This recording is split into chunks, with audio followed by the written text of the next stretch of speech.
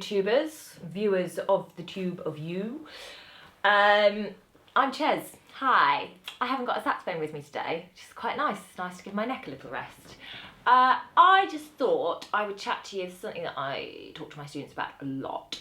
Dealing with nerves and stage fright and the anxiety that comes with it. There's actually a really interesting book called The Inner Game of Music, which I'll put a link to in the description box, which did change things for me back when I was doing my final recital at uni. But just a little background story on me. I feel very strongly about how to deal with nerves and things. I used to get horrific stage fright, and when I say horrific, I mean actual vomiting. I used to vomit before, and if it was really important, so things like, you know, my grade 8s, I would vomit days before. That's how bad my stage fright used to be. And if you're a follower of me and you've seen what I'm up to on Twitter, I try not to, like, you know, go on and on about, you know, I'm a busy saxophonist now, and I do an awful lot of performing. You know, I'm performing at least 4 times a week, really, and all over the globe. So I kind of got used to it now, but it was a journey. I actually never thought I would be a performer because of the stage fright, more than the, not, that sounds arrogant, not more than the ability, but yeah, because of the stage fright. And I trained to be a composer. I really loved composing throughout school and uni, and I then did, I think I managed maybe about 1.5 years of composing for a living, and I enjoyed it. I made a living out of it. I didn't do anything exciting, you know, just lots of little computer games. I did lots of background music for app games and stuff, film festival things, that sort of stuff. Anyway, I did really love it in terms of the creativity, but oh my God, I just hated being in a room on my own all day. And my studio was in my flat, so I just never really left home. The biggest part of my day was when I went out to get a Costa, and I used to like get dressed up and put lipstick on to go and get my Costa, which was literally about a 3-minute walk away. It was so depressing. So when I moved to London, I just started doing a bit of playing, and then it kind of grew from there. But anyway, back to the point, how you're going to deal with the nerves. So try and keep it, I don't want to overwhelm you with advice. I'm just going to try and keep it to 3 main things. So 1, when you're feeling anxious or you're putting a lot of pressure on yourself, first of all, everything sort of, the senses are really heightened.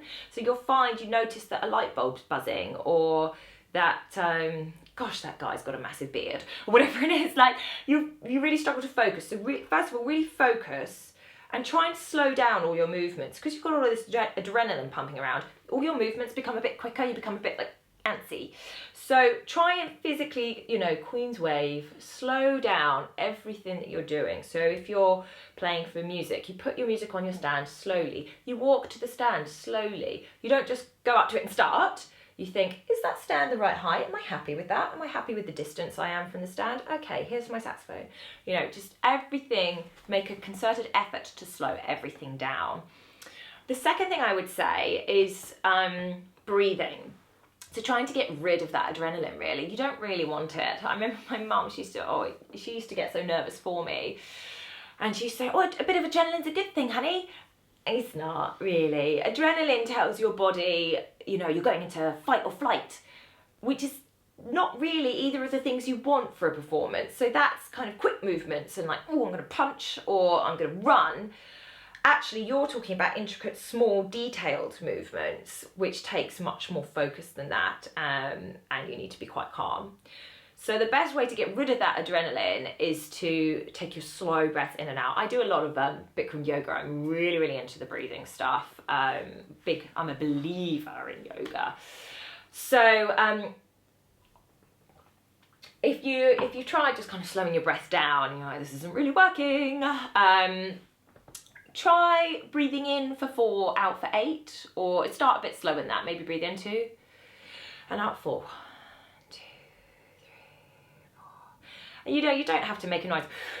You know, no one has to know you're doing this. You could do it quietly. You could even do it through your nose. Or a good one, actually, another one is breathe in through your mouth, out through the nose, because obviously you breathe slower out through the nose. The idea is just to, if you do the counting, you're focusing on something else as well. And that's really going to slow your pulse down and get rid of some of that adrenaline. So that's the second point, breathing. First, we're slowing everything down. Second one, breathing. The other one get rid of the tension in your body. Again, that's telling your body that something bad is about to happen. We're getting ready for some sort of panic situation. So tension for me is held in 3 different areas. One's the brow, get brownie face. So I just, consciously release that. The other one is the jaw. That's a really big one for me, actually, jaw. Consciously release the jaw. And then shoulders. Take those shoulders and take them down.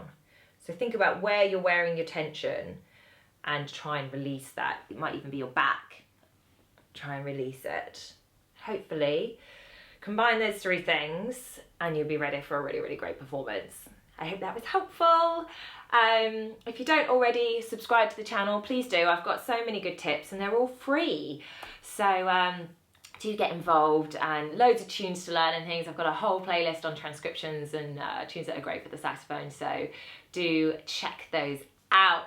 And meanwhile, I will hopefully see you in the next video. Thanks for watching, everyone. See you soon. Bye.